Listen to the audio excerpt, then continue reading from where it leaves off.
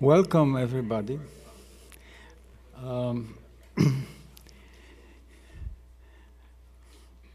Welcome to fourth of the events organized this semester by Public Art, Public Domain, Art Design and Public Domain program with the help of the events office of GSD.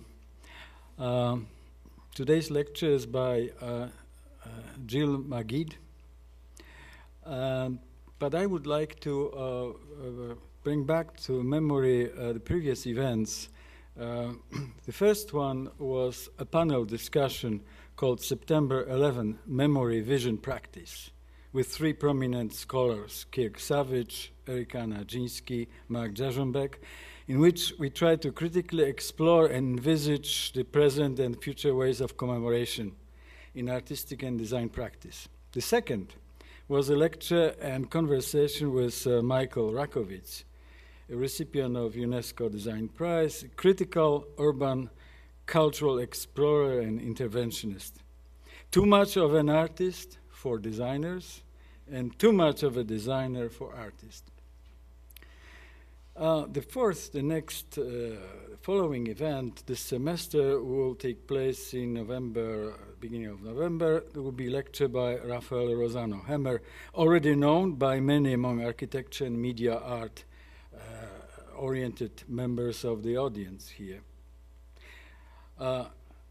Jill MagId is an accomplished artist, an existential explorer, both outsider and insider, infiltrator of often the operation of public and corporate institutions, businesses, systems, and networks.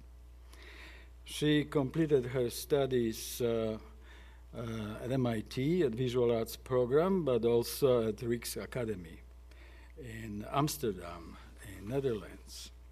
And her projects were seen recently, among other places, the Whitney Museum, New York, and Yvon Lambert in New York and in Paris, and then Stroom and the AIVD, the Secret Service of the Netherlands headquarters in Hague. Also, she presented her work in Gagosian Gallery and in some group exhibitions in Belgium in Z33, is that right? His name, and also in Germany, in Kunsthalle, in one of the cities, and also in the new museum in New York. I'm not going to give you a full list of those institutions and dates,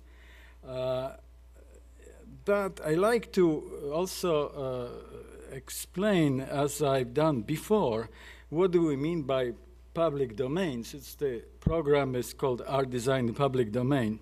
So again, it's not to be confused with often used term for copyright zone. It is in fact a space, and also both space and a way of life, a social way, a space for social relations, social relations of public space, a dynamic exchange between and among individuals and groups hopefully will taking place in such space, a meaningful encounter with the other, a space of surprise, the formulation of judgment, the position on vital matters, and also a space of creative friction, the space of confrontation with the unfamiliar, the experience of alterity, to see things differently and from other perspectives. The public domain is a place of inspiration, provocation, and of relation to others. So, we're learning how to operate and contribute to such space. So we welcome Jill MagId because she has contributed to life of public domain in a highly original way, in her own specific, ingenious, and unexpected ways, and maybe in craziest possible ways. Of course, we are trying ourselves to do crazy things here, but we have still ways to go and learn from Jill. That's why also she's here. Engaging and infiltrating cities and institutions through designed by her games that involve seduction, subversion, passion. She makes both those institutions and herself accountable as human partners. In doing so, she triggers and exposes the human truth in them. In her words, each institution, each city has a personality with qualities, character, traits, and moods. I want to have a relationship with this body. When the system or institutions engages with me, if it further exchanges with me, it makes itself accountable for what happens between us. So Jill's projects penetrate modern bureaucratic systems, infiltrate the passionless, abstract, skeletal, mechanical, controlling, calculating, normalizing modes and techniques of operation, as well as their surveillance, self-surveillance, counter-surveillance obsessions. She told me in our conversation in New York that in the process of penetrating as institutions, she realized there is no eye of power to be found in there. The system is made to operate by humans who are giving to it their side of humanity, including even critical, self-critical, ethical doubts. Her method is definitely one of seduction. Seduction for her is to put oneself into vulnerable position, intimate, profoundly personal entry in order to establish contact with someone else's vulnerability and personal secrets. So she engages, exchanges, and exposes fragility, perplexities, hidden passions, her own and theirs. At the same time, her love, fascination, curiosity, her exploration is focusing on search for truth of secret oppression performed by those institutions, by the apparatus. In seduction, Baudrillard said the subject is not the master of his, or in fact her, master plan. Even if the alter is deployed in full consciousness, it still submits to the rules of a game that goes beyond it. So in this way, Jill has no specific political agenda based on preconceived notion of what is wrong. No traditional leftist trick. Like, for example, we all know who is the oppressor, who committed the crime, and let's prove it one more time. No. She rather like to know how the system of oppression works, who and how is implicated in its operation, what way it is part of human condition. The basic rule, the dictum, Baudrillard says, is that the game continues whatever the cost. He also says that unlike the law, the rule of seduction has no line to transgress. It simply plays with constraints and prohibitions. So I admire Jill's work because it is driven by both the risk, hopefully not as high as Baudrillard is warning us against, and the combination of humor, sensitivity, curiosity, virtuosity, bravura, and even bravado. Her projects are at once existential and experimental and political. I'm not sure if Jill agrees with this, but I decided to risk and say it anyway. I see her as a remarkable romantic. Well, her passion is to infiltrate, explore the largest distant institutions, entire cities, and discover through experience publicly reveal their hidden human dimensions, yes. But in love, she's in love for the secrecy, and is in romance with secret service, with surveillance. She keeps becoming more and more of a secret agent while making agents less and less secret. She succeeds in her continuing mission thanks to her own singular will, vision, spirit, conviction, passion, and contagious action, and a great sense of humor to the benefit of the city's eros. So welcome, Jill, and please share with us your work and experience, despite the shortage of time.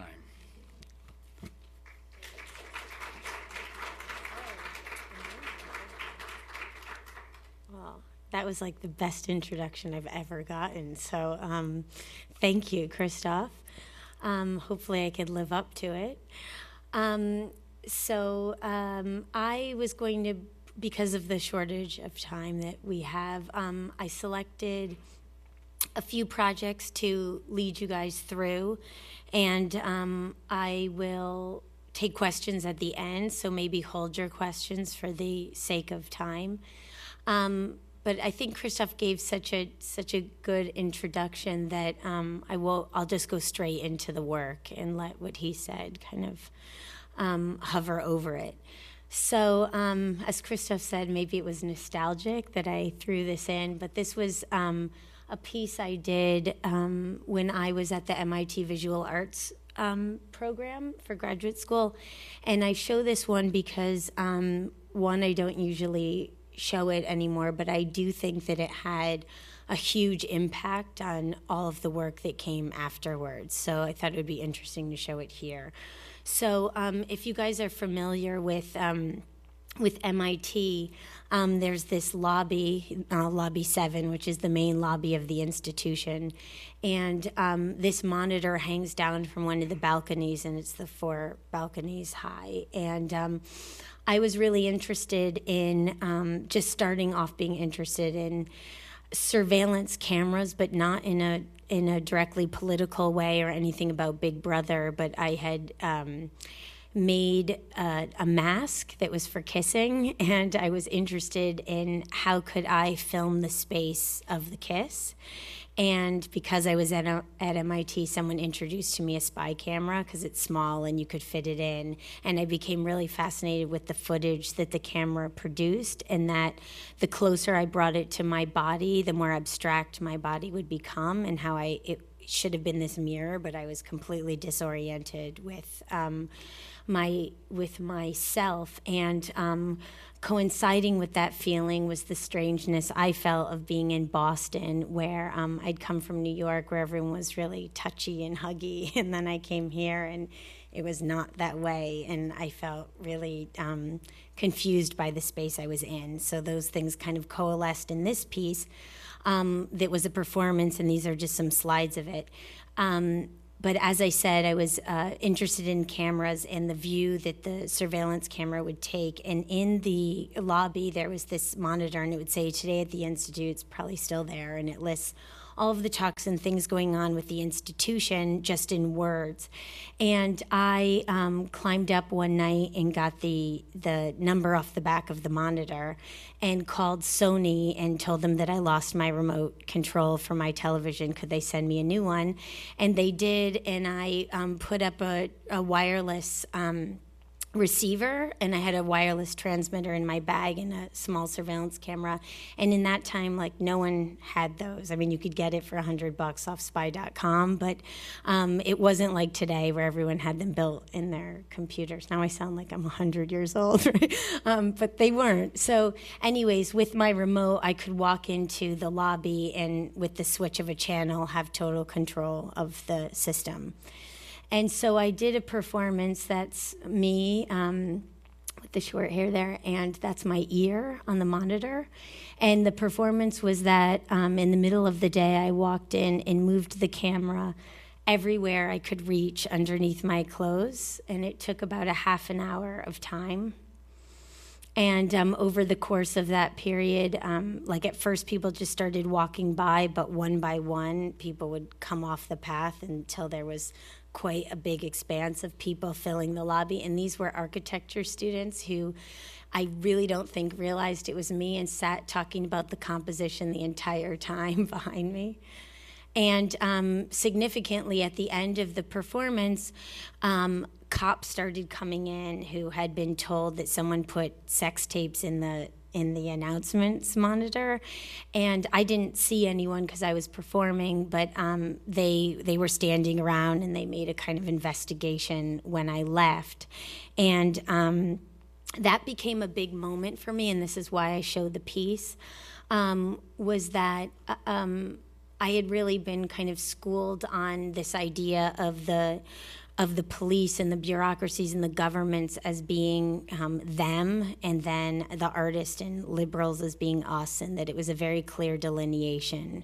And I started thinking about what would have been the difference if I'd gotten permission instead of hacking in, and what would be the role of the police officer then.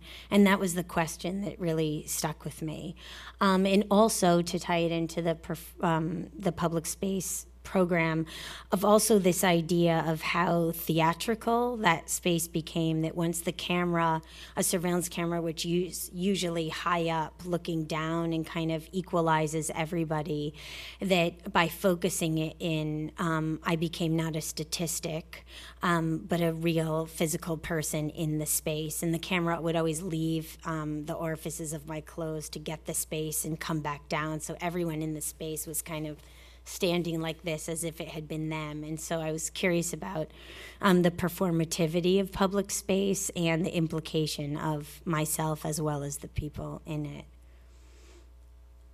And quickly just touch on this again. This was when I first moved to Amsterdam, very different city than Boston, really open with the body and physicality, and I was still interested in a lot of these concerns, but I became really interested in surveillance cameras around the city, and was asking people about them. And at the time, everyone in Holland was saying, oh, well, we don't have surveillance cameras in our city. And I was like, you do, they're all over the place, you know, they're just beige, but they're there. And so I started thinking about how much are they tools, how much are they gargoyles, you know, how much this kind of position that they have. So there were these two cameras over near the entry of my studio, which is in this military-like building, and I covered these cameras with rhinestones, and all of a sudden everyone started saying, oh, when did you install the surveillance cameras? But they'd been there for 7 years, and even the staff hadn't noticed them. So that gave me the idea to go, like, what's the most important surveillance camera that I can think of? So I thought about the police headquarters in the middle of Amsterdam, and I kind of naively went in and asked if I could talk to someone on the police board because I had an idea to rhinestone their surveillance cameras. And they kind of laughed at me and shooed me away and said, we don't work with artists.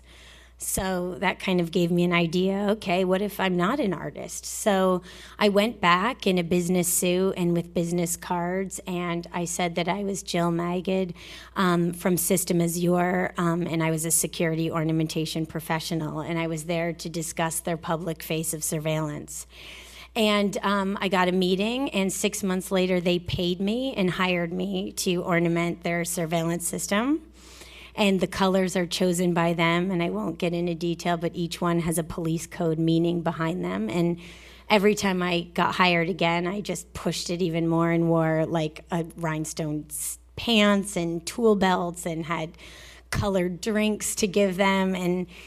And until there was one point where they were going to hire me to do all of Holland, and that's when it kind of exploded, and they just stopped talking to me. But all the ones on the building in Holland are still there, so you can visit them when you're next there. So then after that, as I had kind of played then both roles of being in front of the camera and as the ornamenter, the behind the scenes guy, I was invited to do a piece for the Liverpool Biennial in Liverpool. And the biennial, as many of them were focused on the city and having some relationship with the city. And so I was curious to work with the police again. And I started doing research, and I found out that Liverpool at the time in 2004 had the largest surveillance system in the world. And they had 262 cameras in the city center alone. And as a lot of you are architects, it's kind of, some people speculate that because historically Liverpool there were so many riots and stuff, that the way they were cleaning up the city was by adding surveillance cameras. But that was one of the arguments I heard there. But anyways, the way the system worked works in Liverpool because every city's different, is the cameras function in real time for the first 24 hours. And after 24 hours, they go to time lapse, which is 3 frames per second. And the footage stays on the police computers for 31 days. And after 31 days, that day cascades off the system and is irrevocable. Unless a police person pulls it into their evidence locker, which is the footage that's stored, or a person writes a subject access request form, which is a legal document that says who you are, what you were wearing, the time of day, and the incident that happened, and you have to send a check in your picture, and by law, the police have to pull your footage into the evidence locker. So I went to Liverpool for 31 days, and every day I filled out a subject access request form. But I filled it out like a love letter and a diary, and I made sure to answer all of the legal questions that were required so that by law the police had to collect and keep my diary of the city. So this was the first, and I always referred to them as the observer. So, dear observer, make me a diary and keep it safe. Take care, it is mine. Hold this photograph of my face. Keep all of our entries in order. Put the letters in your desk file and the images in your evidence locker. You can edit everyone else out. Skipping down. Don't worry about finding me. I will help you. I will tell you what I was wearing, where I was, the time of day. If there's anything distinguishing about my look that day, I will make sure you know. Hold on to my diary for at least 7 years. That's the statute of limitations. I am closing a check. Use it for whatever expenses you have. Sincerely, Jill MagId. So basically what happened, and I'll put the video in as I'm explaining it, is I was hoping to just get like a little bit of footage that I would play on a loop and have these letters. But the police got really into it, and they started following me all the time. And so I would walk down the street and every single surveillance camera would turn. And then I started becoming friends with them. And I should say, why I even brought up System Azure is I had learned from Rhinestoning headquarters that I'll just play this silent one while I'm talking. So this is a 2-channel video called Control Room, and it's silent, and I'll just talk over it. But it goes from night to day to night. It's a collection of the 31 days. But I learned from System Azure that I never misrepresent myself, but I also don't call myself an artist, because the second I called myself an artist, people had a preconceived idea that they knew who I was, what I was doing, and that I was just trying to call them out on something. And I'm actually, as Christoph was saying, I'm really interested in how these systems work, and I don't go in, or I try very hard to not go in with an idea of what the outcome should be. And I have to say, with this piece specifically, it completely became a love story. And this was my first book, came out with this too, and it's called One Cycle of Memory in the City of L. And I'll let it play for a moment and then continue. There's no sound.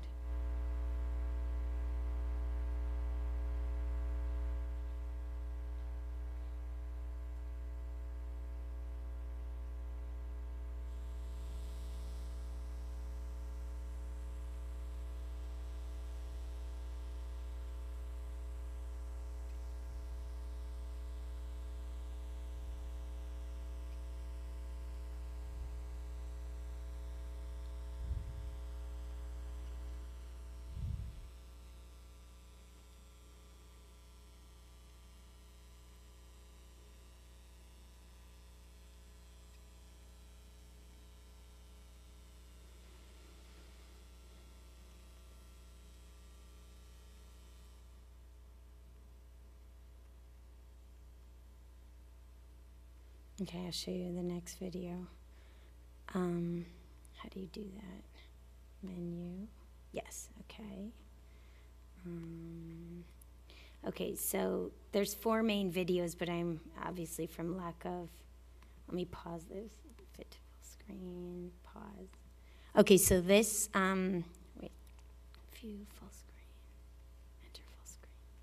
Okay, so this video is 18 minutes long. I'll just play the first few minutes, because as always happens, I'm spending too long at the beginning. But this video is called Trust, and there was one day in Liverpool where I knew all the cameras were watching, and I was standing in the center, and just kind of by instinct, I closed my eyes and stood there for a minute.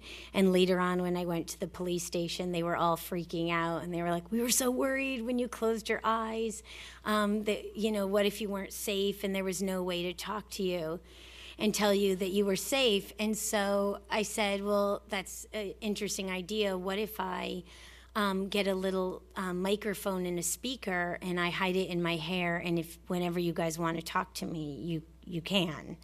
And they were like, okay, that's a good idea. And so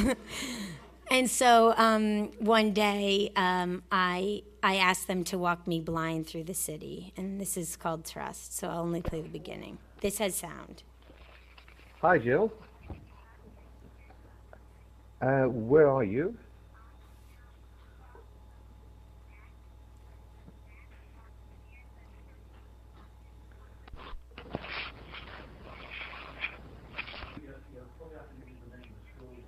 Go on.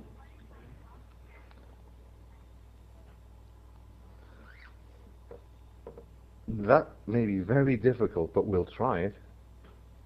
Well, I'm quite away from you. I'll just zoom in on you.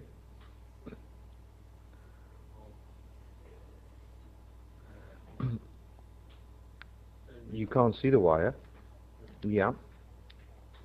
I am.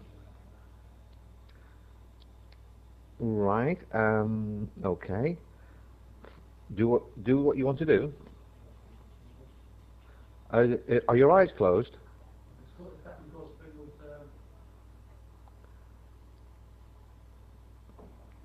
Yes, at the moment. There's several people approaching you. There's quite a lot of people actually. Just be careful. There's a little old lady in front of you. To your right. No, you carry straight on. You're going to your left, Jill. You're veering off. Stop, Jill. Right, turn right a little bit. Right, that's better now. Now you're back on course again, and walk straight ahead. Now, stop again. Stop. You're veering left all the time. You're done. Try it again. Yeah. You're getting a few strange looks, but.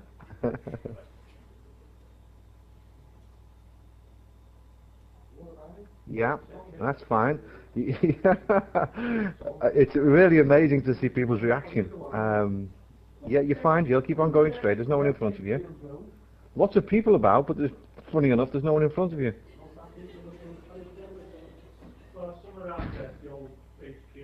Yeah, that's fine. Looks great. I'll try and zoom in a little bit. There's quite a few people around you now. Yeah, keep on going. You're okay. It's fine. Now you're veering to your right now, Jill. Can you turn left a little bit more? That's it. That's fine. And walk straight again. That's it. Excuse me. Stop it. Can you go left a little bit again? That's it. Yeah, that's right. That's great. Yeah. Left a little bit more, just a touch. That's it. That's smashing. Looks good. There's a lot of people about. Looks really good. That is a nice shot. I'll stop there. So I wanted you to hear when he says that's a nice shot and all that, because I started teaching them about Godard and the film Le Mépris with Brigitte Bardot. It's one of my favorite films, so I would tell them how to film me like Brigitte Bardot, and they had me on speed dial then, and then they'd be like, "You're walking too fast. We can't get the shot." This project, I'll try to move quickly now. So it was 4 videos, a sound piece, and the book, which One Cycle of Memory in the City Veil. This was the last video final tour when they take me on their motorcycles off the system. And this was one of the installations of it, the reading room, which I often do now. I'm on my 4th book now. and the boob is Yoko Ono, not me. But they're reading the books in the chairs, and this was the piece you saw initially. And are we like halfway, or how am I doing? Not yet. Almost halfway. Okay. So the next, I'm showing you guys more of my kind of epic pieces that roll on for a while. So the next bigger one is called Lincoln Ocean Victor Eddy. And I did this one in 2007.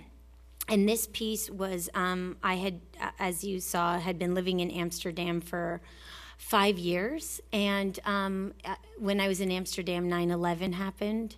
And when I moved back to the city, it'd been a while since I lived in New York, and I moved back, and I was really amazed with how the city changed.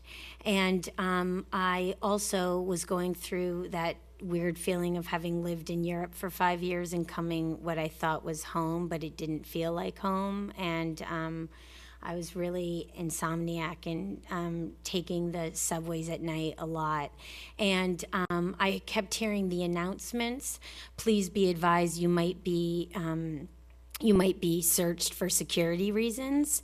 And then I was also really interested in how all the cops were posted on the platforms of the subways and how they would just stand there and stand in the same positions and watch. And I thought it was a quite romantic position to occupy the city in that way, of just staying in the same position.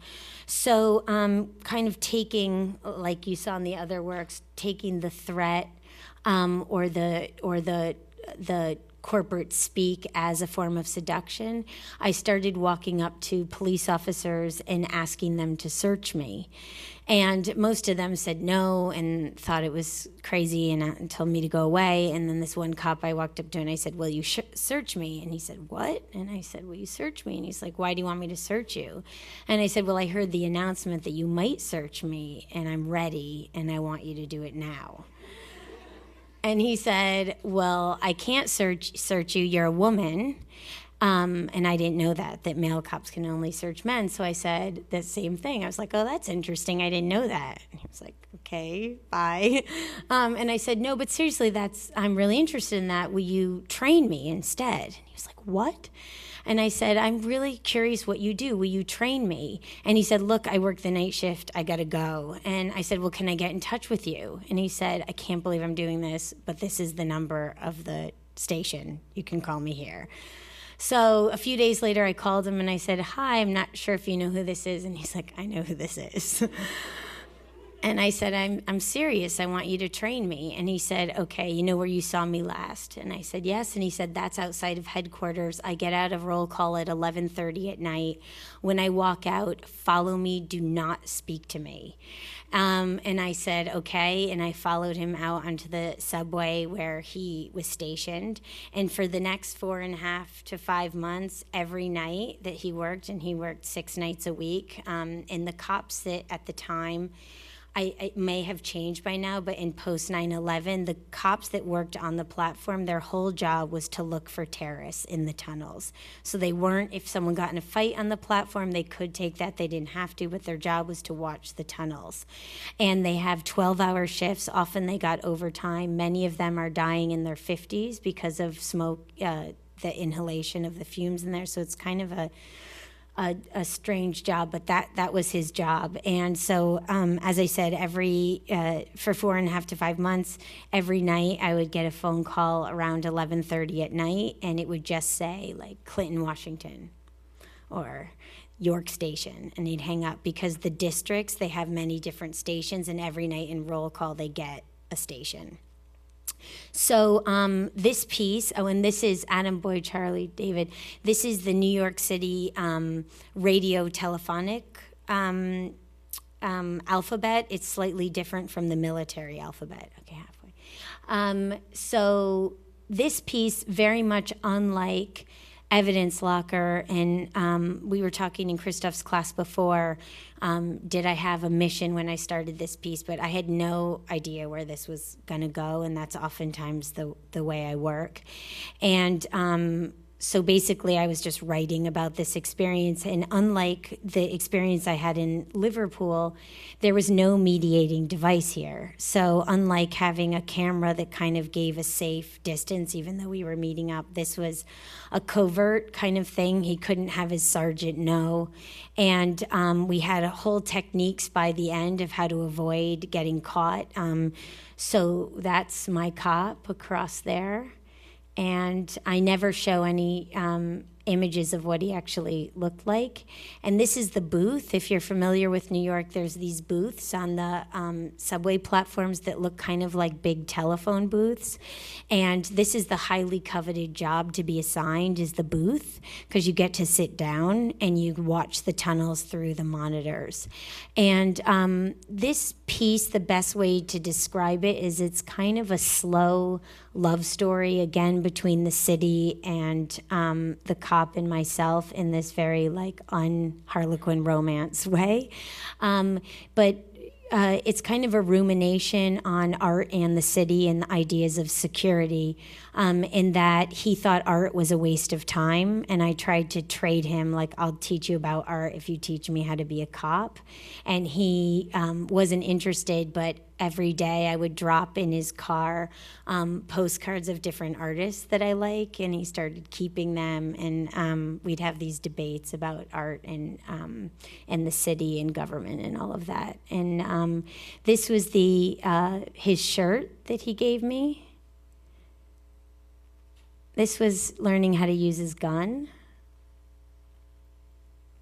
And this was the bullet he gave me from his gun. And if any of you guys watched The Sopranos, you know that if you lose a bullet from your gun or you give it away, that it's a really big deal because it ties back to you. And so I felt that him giving me the bullet of his gun was such a big show of trust, such a fetish of what happened between us, that I treat it like a jewel in the way it's shown. This was at my show at Gagosian in 2007, and the glass around this bullet is bulletproof glass to suit that bullet. And one just side interesting thing is that's called a hollow point bullet. And I don't know if any of you guys know about ammunition, but I've learned a lot. But those notches at the top are designed, unlike European bullets, are designed to go through a body cleanly. And those bullets, when they hit a body or bones or whatever, it mushrooms. And so it ricochets off the inside of a body and does way more damage than a normal bullet. And I just thought that was really interesting that that's New York police bullets, and they're banned in Europe. So when I show this piece in Europe, I can never even get the bullet over there. It's just an interesting thing about the New York City Police Department. So then the next piece I want to talk about is has a few names. It's called Article 12, or the Spy Project. And when I was living in Holland, was at the time when, as I said, 9/11 happened, and the Madrid bombings and the London bombings. And the Secret Service of Holland started growing really rapidly, and they no longer could fit in their building. So they had to move into a new building. And Holland has the same rule that New York has, which is basically 1% for art. So anytime public money is going to a building, a percentage of it has to go to an artist to make a site-specific piece. So the Secret Service, even though they didn't want it, they had to hire an artist to make a piece. And I got the commission, and which is already kind of funny, I suppose. And I got the commission, and then I had to come up with what I wanted to do. And so this is from my contract with them, or with the art institution that hired me. So I proposed to them that I was going through all of their documents, and I found this clause called Article 12. And Article 12 is that any agent who works for the Secret Service cannot have a central file kept on them that houses their personal data. And personal data is your sexual orientation, your medical history, your religious ideas, the ideas of meaning of life. Basically, every single thing that makes you an individual and who you are is not allowed to be kept on a file. And so I said to the Secret Service, since you're a faceless institution, what if I find you a face? And they resisted for a long time, but finally, after a year, I got full security clearance. And for 3 years, I had a contact with inside the Secret Service, and I was only allowed to call every male agent Vincent and every female agent Miranda. So they were like Miranda 1, Miranda 2, Miranda 3. And I would get a phone call, and it would my contact would say, okay, Jill, go to the American Hotel. Vincent will meet you in the lobby, or Vincent will meet you in the bar. So I would go sit in the bar, and a man would come up to me and say, hi, Jill, what would you like to drink? And we'd sit down, and the meetings started being 4 to 5 hours long. And soon into the project, I realized I wasn't supposed to ask them anything about their work at the Secret Service. I was only supposed to hit these criteria of personal data. And I thought from all the experience I had that just by getting to know someone on that level, I would start to understand the institution. And what I found with this project that 3 people in, I was like, I don't actually know anything.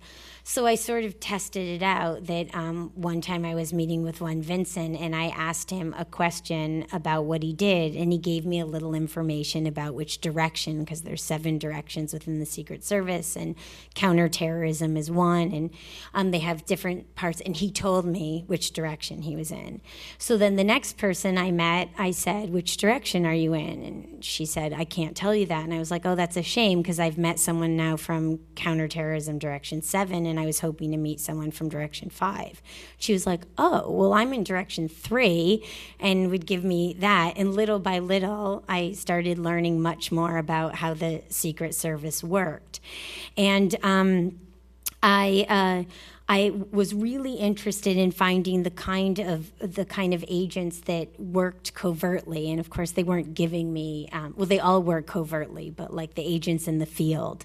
So there's an agent handler and an agent in the field, and the way it works in the Dutch Secret Service, maybe it's different in other ones, is the agent handler is so they have these teams, and there's an analyst, which they called the spider in the web, and he's the one that collects all of the information, and then you have the person who's out in the field, and the agent handler who is, let's say that Christoph is friends with people in a terrorist organization, and I can't get to that group, but I can get to Christoph. Then I'm his agent handler, and he's my agent in the field. So basically what started happening is unbeknownst to myself as I started becoming an agent handler. And at a certain point deep into the project, I realized and said to someone, God, I'm kind of like an agent handler. And she laughed at me, and she's like, what did you think you were? And it was this weird game of not knowing where I was in the system in the most confusing way that I had it. So I kept these notebooks. I was only allowed to take notes and not take photographs and not have their real names. And when I finally did the show, I sacrificed all of my original notebooks because I learned that if I was a real secret agent, that once you leave the institution, it's quite dramatic. You have to give back your key and your pass, and you have to relinquish all your original material to the Secret Service, and you can never walk back into the building again. And you get a box, that's the vetting box, and everything goes inside it. So I forgot to say that at a certain point, I was getting deeper into the system, but at the same time getting frustrated that I didn't know enough, and I organized a meeting with the director of the Secret Service and said, I don't care about the art piece anymore, will you just hire me as an agent? Because I just started finding out, like, these people, I was telling the class before, like, a lot of them were activists and were amazing writers and had done these incredible jobs, and they gave it all up to be an agent. And all of them said, from what they know now about the way the world works, they couldn't imagine going back to. They said, how can you even read the newspaper and understand how it makes sense, because you're missing all these vital connections? And so that was quite seductive to me, and so I tried to, let them go deeper, but they were like, oh, you're just an artist and whatever, we can't work with you in that way. And so I just did the best I could with the information that I got and relinquished these notebooks. And then, I didn't want that there. Okay, I'll go to this. And one of the pieces that I did is they kept saying to me, the agents I was working with towards the end, they were like, you're getting really dangerous. And I felt like I hadn't got deep enough, so I was like, why am I dangerous? And they said, because you could burn us. And I said, I don't know what that means. And they said, well, an agent who's secret, if they get burned, it means they're exposed. And they said, you've been working us for 3 years now. You know over 20 of us. You know things that even our spouses don't know about us, all of our personal data, and now you have that. So I did a piece called I Can Burn Your Face, where I flirted with this idea of burning them. And with each of my spies, this is in one room that was the part that was for the Secret Service. It was outside in The Hague. So each of those piles are words that I described of what my agent, kind of in a poetic way, what they looked like and what they did, kind of flirting with outing them without going the full way. And these called the 18 Spies were the 18 prints of the 18 agents I met with. And this was an example of one. So it says, his head is square, his features centered closely. He is stiff, his body is static. His hands burst forth as if controlled by someone else. He has half eyebrows. They begin thick but end abruptly. His voice is deep and somewhat muffled. His lips are the same size as one another. They stretch across his face like a taut rubber band, ready to snap. He's got gray eyes flecked with yellow and set deeply in his face, traced by age with pink. He gels his hair and combs it back. The bangs come forward in crisp, brittle strands. And so to go back to this. So this show went up, and it was fine. And it got written about, and the Secret Service said they were happy. And on the day before the opening, they sent a committee to check the work. And I had always had this contact that I was very open with, who knew I was writing a book about my experience with the Secret Service.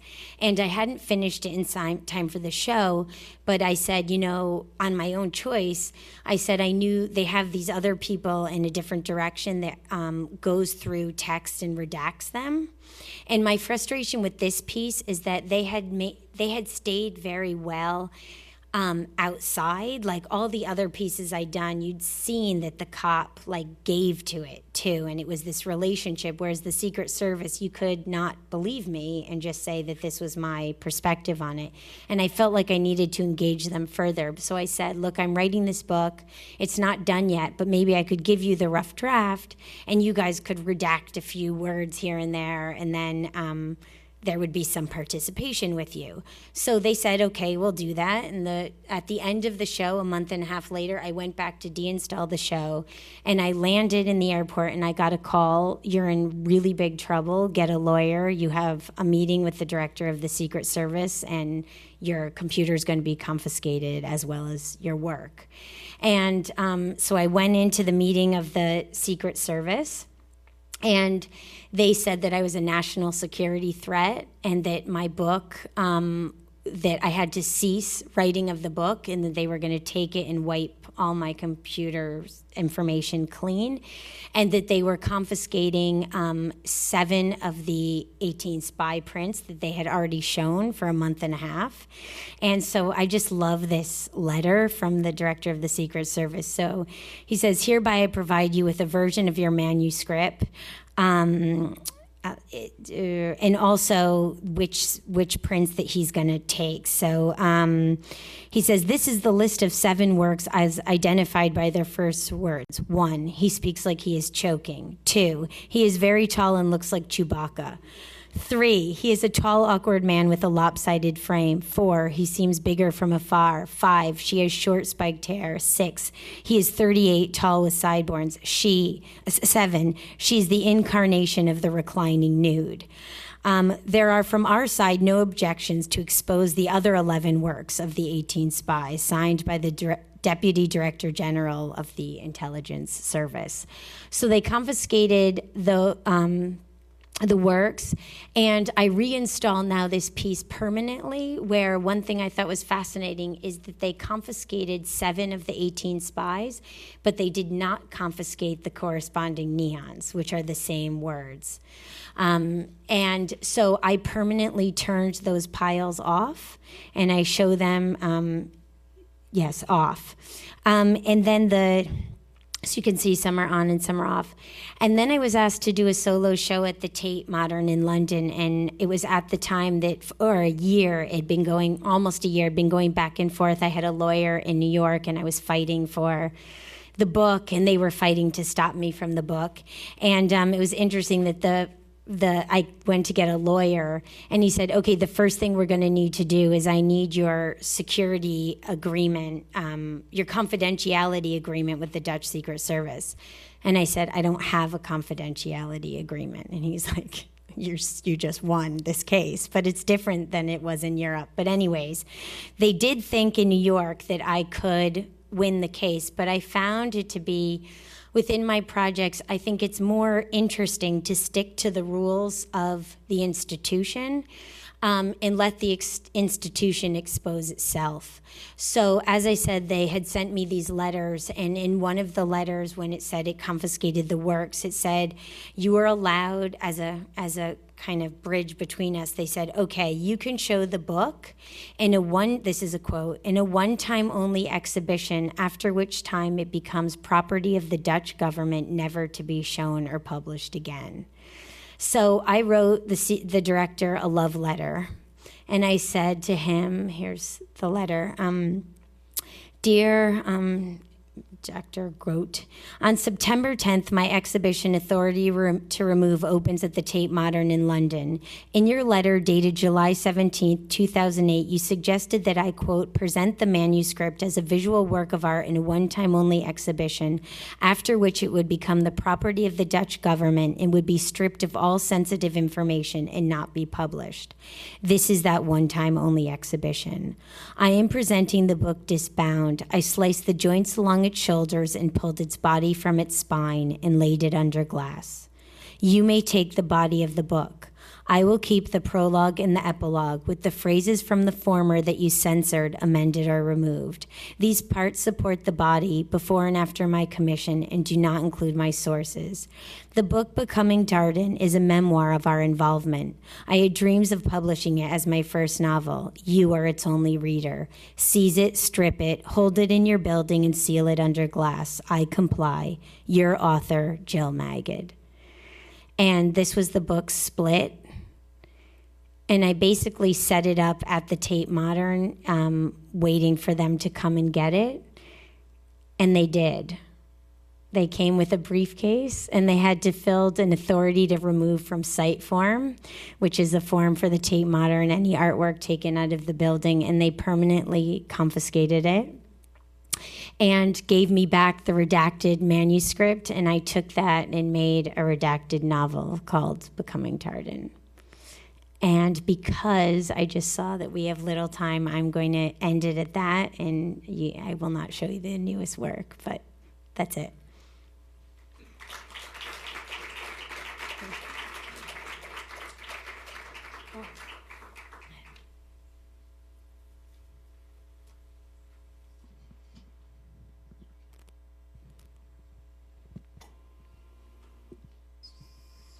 So, Jill, are your books available? Yes. I have Becoming Darden and Lincoln Ocean Victor Eddy here if anyone wants one. So just let me know. Shameless selling of books, but they're there if you want them. Well, I have one question that has something to do also with our own here discussions and readings, because it looks like you are approaching those institutions as if they were feudal, meaning it's true that in our so-called democratic system, the body of the prince and the body of the king is gone. So therefore, we have no possibility to write a love letter to the prince or to the director of Secret Service. And so we do feel what Claude Lefort called democratic void, the lack of this king. We always try to maybe chase after that lost fusion of individual, a king's body and social body, like one body, right, embodied in that authority. But is it, if you seem to be doing something, as if you're trying to bring more of a sense of this void, or what is this any way relevant? I think what it's I'm saying? Totally relevant. I think that, and that's the part with where the desire comes in, because I think it's now this is dangerous to say, so don't take me too literally, but it's kind of like a search for God in a way where you only have doubt if you, I mean, those who really believe are also filled with doubt. And so there's a part of me that, you know, and of course it's short for you guys in front of, I leave out really important points and stuff, but I was absolutely with the Secret Service looking for the center of power. And if, you know, you go through the book, I keep thinking I'm approaching this center, and then realizing I was far away from it, and then some of them telling me, because I ask all of them at a certain point, because some I meet with multiply, I'm like, is there a center of power? Is there a central figure? And half of them said no, and half of them said yes.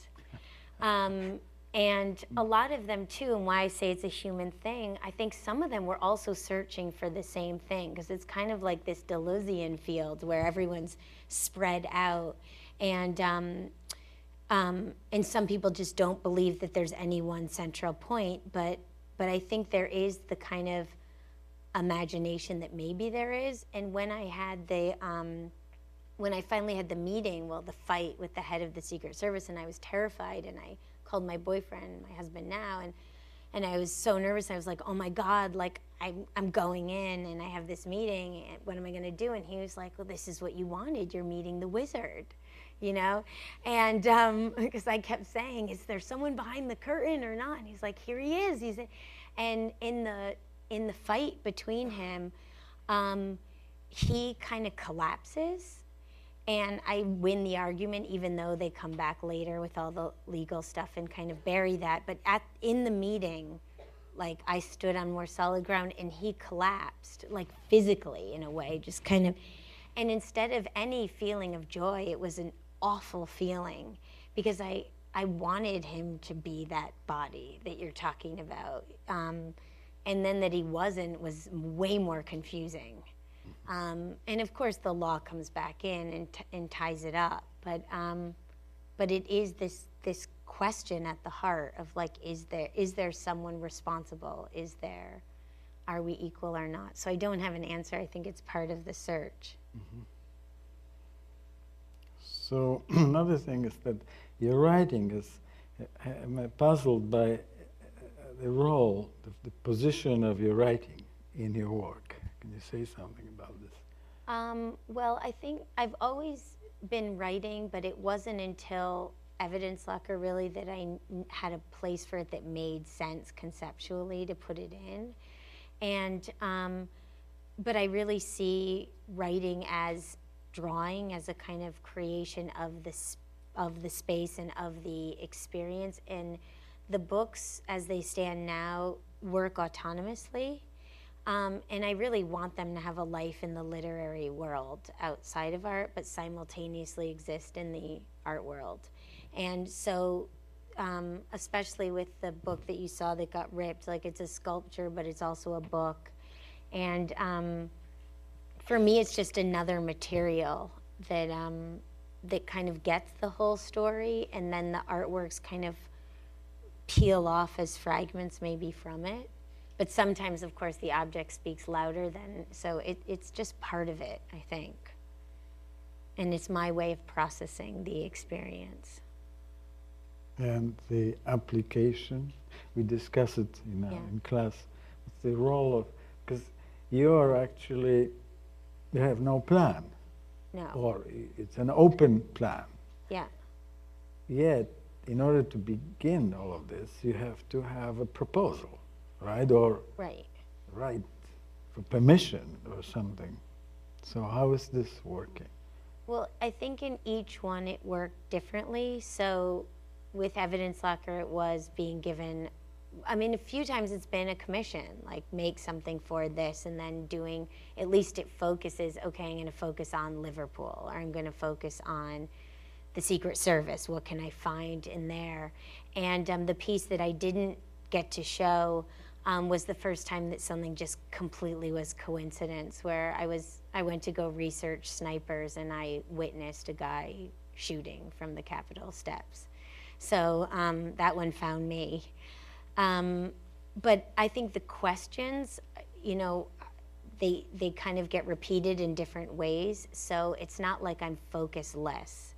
So I know a little bit what I'm looking for, but how it will play out, because it's a human relationship, you can never really foresee. Well, perhaps we should now give the question period to the audience.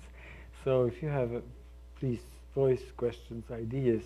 We still have a little bit of time. It'd be great if we can continue for 10 minutes. Just such a shame. Or what we could do is, if people want to ask questions, and then those of you guys who want to go, because it's long, go, and then anyone who wants to stay, I can lead you through it. Why don't we do that? Because I see some people like, oh my God, I'm hungry. So, but I'd love to, sure.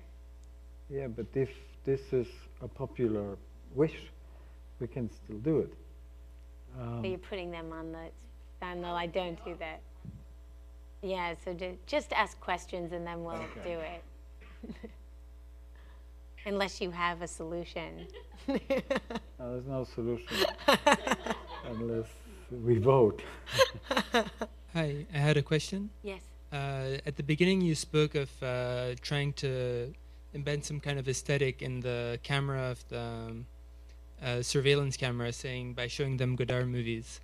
And that seems to be kind of a part of your work that's always latent in a way.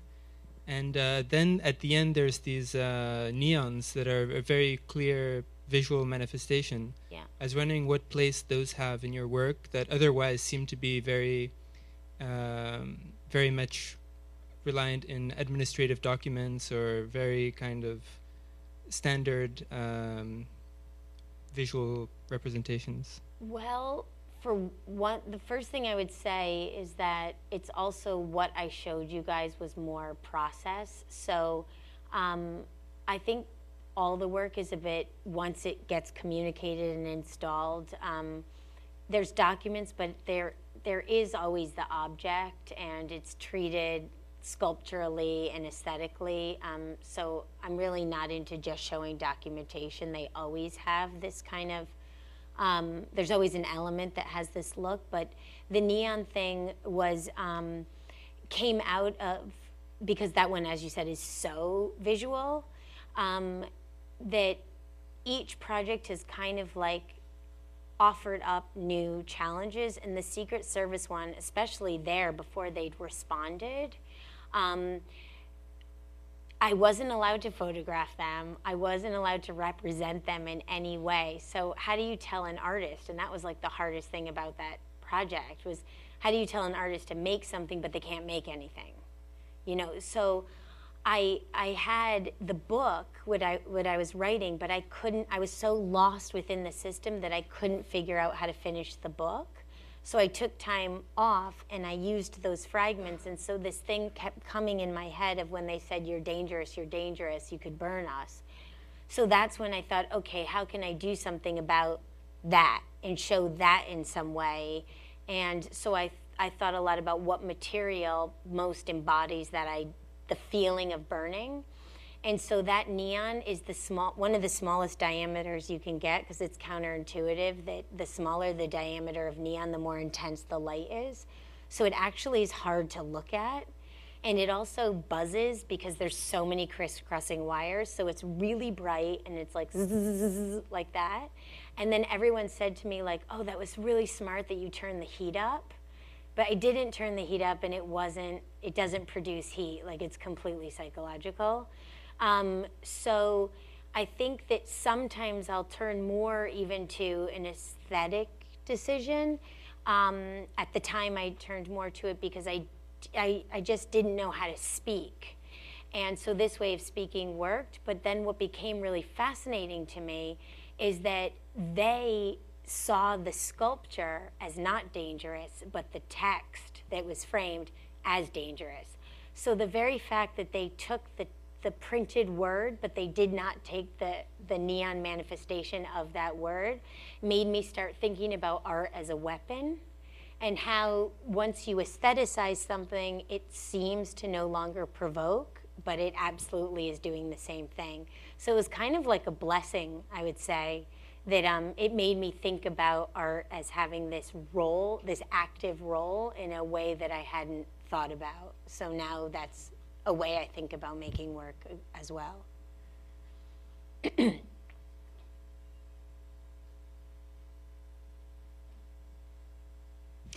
Thanks. So I was wondering if you could talk a little bit about how the rupture happens when you've decided that the work is complete, and then after these long intimate relationships, how that actually manifests, if you maintain contact sometimes, and especially with the Dutch Secret Service, if you feel like their gaze is still on you and you're still dangerous, and how that works.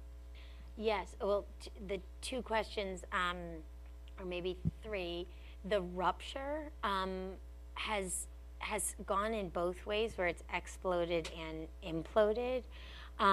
So with Evidence Locker, I would say that it exploded when they walked me blind, because it was also like, it was like the most romantic thing of my entire life. The whole city disappeared, and it was just so amazing. And then the next day I went to go back to like calling them, and it was so over. Like it was like trying to repeat a first kiss. Like, you just can't. And so that one exploded in this really beautiful way. And I did keep in touch with them for a little while. I know that they visited the show multiple times, because the museum staff told me, like, the cops came in again. But even with that, it's kind of like when you go to summer camp with someone and you're super close, and then you leave and there's like two males, and then it kind of, because it's so much, they are personal experiences, but they so much have a life that's dependent on the whole situation. And once the situation changes, and again, I don't speak to them about that, there's so much of these things that are the unspoken thing, like the cops with Liverpool. When I was watching the footage with one of the cops, with towards the end of the one where he walks me blind, there's this one shot where I felt like the camera was on me, you know, like, and we were both watching it silently, and it zooms in, but it doesn't zoom in that far. And at the same time, I go, wow, I thought you got closer. And he said, oh, I could have sworn I got closer at the same time. And I said, you know, there's certain things I haven't told you. And he looked at me and he's like, yeah, I know that. And that's the whole thing with the seduction of this thing, where everyone starts realizing, like, this is weird, but if we talk about it, like, then we're gonna have to deal with it, so let's just not talk about it. And they've all kind of been like that. So that one exploded. And then Lincoln Ocean Victor Eddy, I don't want to ruin the ending of what happens, but that one imploded. Like, I thought I had an opportunity to give him what I thought he would want, and then he didn't. And it simply asking the question turned it. And that too was like, he said, all I want is your book. because he saw me always writing, and he's like, I just want that. So he was the first person who got the book, and that was the last time I saw him. I gave him the book. The Dutch Secret Service one, the last 2 times I've done my performance about them, there's been someone in the audience, so, which I was extremely flattered by, that they came, and one of them I recognized, and she was like, oh my God, I just happened to be in town. I was like, really? That's funny. At the MoMA audience, hysterical. So they, I think maybe, but at the same time, the main guy, I had my main spy who really pushed me along. He was head of counterterrorism, what I'm not allowed to say in the book, but he was. And he, every time I thought to give up, he was like, keep going, keep going. So there were definitely people from the inside that were pushing me. And what happened with that one is it was the bureaucracy that came, it was the head people that came down on me. So it's a very different fight that I had, and it was kind of a shame because some of them I would have kept in touch with, but after that exploded, so, I mean, it was on the front page of the Dutch papers 3 times, and I just had never contacted them again, but I did meet someone from the MI5 in Britain who knew him, and he told him the story. So I thought that was great, but So the yeah. most faceless part of the Yeah. system, stop it. Yes, but that's what happened with System Azure too. It was all going great in the boardroom, and then they had some meeting with, you know, the person that I couldn't, and I just kept saying, just let me have a meeting with that person, and they said no. So it's very hierarchical. As much as they want to say it's even, it's not. And I still don't know exactly how it works, but that certainly was But a you difference. also are the one who's stopping it. Because you say it imploded or you exploded. Yeah. In fact, it's your interpretation, your decision. Because it, Yeah. in some Yeah. cases it could go on. Yes. But you are seemingly afraid that it will dissolve itself. Well, I think it's really sad. At the end of each one, I get really depressed for a long time. Like after Evidence Locker, when I came back to Amsterdam, I felt like I didn't exist because there was no cameras watching, and it was really disturbing. I was like, am I here? Am I not here? Because I like learned So to you no register. longer are worth being observed. Yeah, I mean, I think the whole thing with surveillance, the thing when people are like, oh, everyone's watching, I'm like, nobody's watching. Right. So what Laura Mulvey called to be lookedness, Yeah. here could be replaced by another kind of desire to be observed or to be Yeah. surveilled. But I think our cultures completely, you know, back that up with the way things have progressed. But it's true, yes, it's me and my interpretation, but like whose else's interpretation is it gonna be? Because it's really me with them. So it is just a feeling, just like a normal relationship of it kind of doesn't, that's what it was. And there's nothing, I don't think that's so bad. I think that it can have that life and have that, you know, exist in that moment, and then maybe it doesn't in the same way after. Was that all the question? I can't remember. Okay.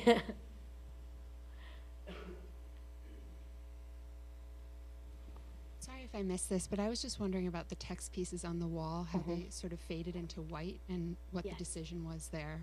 Yes. So it was black with red, and the red letters kind of fall down. So I'd met with one of the agents whose job was she taught me how they redact the documents. And there's a series, it used to be really beautiful, and when there wasn't computers, they had a row of people, and they had highlighters in whiteout. And so the first person would read, and then they would highlight things they thought were questionable, and then another person would check that, and if it went through approvals, it would go to the whiteout person, and the whiteout person would white it out. So I got her to tell me a lot about what kind of words they did that. So because they weren't giving back to me, I just had to use the language that they taught me. So I wrote the descriptions taken from my book of when I would, like, in the margins be like weird mustache, that kind of, you know, and kind of write about them. And then I made those, and then I edited them myself. And anything I highlighted in red, which I thought was like the dangerous word, I then used as a map to make the neons.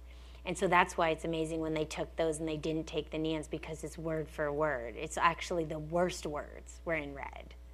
So that was the decision. You know, when I listen to you, it brings back in a strange way, uncanny way, the memory of my life in my previous, in a country under the previous regime, the communist country. Because in fact, now I feel that we've been in a very comfortable situation in a sense, because we had the censorship, and everything had to be approved. In a way, those censors were very educated people. They engaged in conversations. So we had a guarantee situation that you are trying to get through your own complex infiltration and pervertive techniques. But I think, because we had this, so Marx actually pointed out that censorship is centralized criticism. So we had absolutely no deficit of art criticism. It was guaranteed. Yeah. And the relationship with censor was like in Dostoevsky. You actually were censoring yourself. You were accepting, absorbing the logic of your counterparty, and they actually, in some ways, too. I'm talking about Poland, which was more liberal and open authoritarian system. In Czech Republic, when they didn't understand something, they would immediately erase it. Yeah. In Poland, when they didn't understand something, they would let it go. Yeah. They were sophisticated. So I'm thinking that nostalgia, I still, because it's nostalgia for authority, for actually being in contact with superpower, having some, also being an object worth being investigated or censored, the value of art was there. Otherwise, why would they censor? Right. Those are my reflections. No, but I mean, one of my heroes is Jerzy Kosinski, who's was a Polish author, and the reason why the book is called Becoming Tartan is he wrote, Jerzy Kosinski is this, I think was an amazing writer, kind of trickster, but not necessarily. I think he was very aware of what he was doing. But anyways, there was speculation that he was working for the CIA. And he loved any kind of speculation about him, and he would push it farther. So he wrote a book called Cockpit, and the main character is Tartan. And Tartan is a hummingbird, and a hummingbird is the code name for a spy so deep undercover that even the other spies don't know he's a spy. And Cockpit was like my Bible when I was doing this, and also in the book, I keep coming to terms with that in a way I'm imagining the Dutch Secret Service to be the Secret Service of Poland, which he's obviously talking about in the book, and imagining it to have the brutalness that it did, and sort of looking to find that in there, so that there is that kind of search for the authority and the censoring. Like, it was funny that the show that I did with the neon, Lawrence Weiner was in the next room, and he lived in Holland for a long time, and he looked at the redacted manuscript, and he was like, the Dutch are so brilliant. And I was like, why? And he goes, because the Dutch redact in white. So you actually, and they do it so well that it just looks like the paragraph ended. You don't realize what's censored and what's not. And he was like, they're great word poets. Like, they've completely mastered how to use a text and turn it inside out. And he was like, they're so smart after he read that. So, whereas the Americans want you to know, like, we took it out and it's black. So all those things become really amazing. I just thought that it feels like both in each of us, you, and in democratic system as such, there is a kind of seed of potential of return to oppression and tyranny. I hope I'm not inviting that. I'm basically maybe repeating what Claude Lefort was trying to say in his writings. But I think what you said that's just interesting about that is there is, it's tangible. In the more extreme societies, it's very tangible.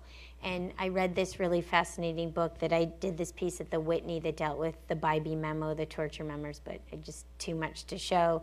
But in that one, I read this book called Torture and Democracy, and how there's all these instances of torture used by democratic societies, but there's methodologies called clean torture methods, and there's a whole science of developing torture that doesn't leave lasting marks. So you can never prove that it happened, and that democratic societies often incorporate those methods because there's no visible trace, whereas a different society want you to see the trace because it's a stamp of their authority.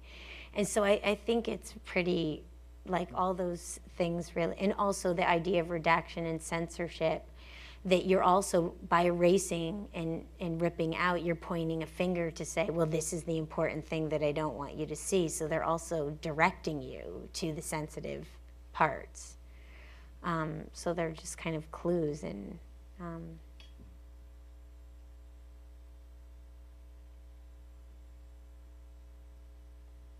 everything's clear. Okay, thank you very much. Thank you, Jill. Thank you, thanks, Krista. You're so good. Can I have that essay that you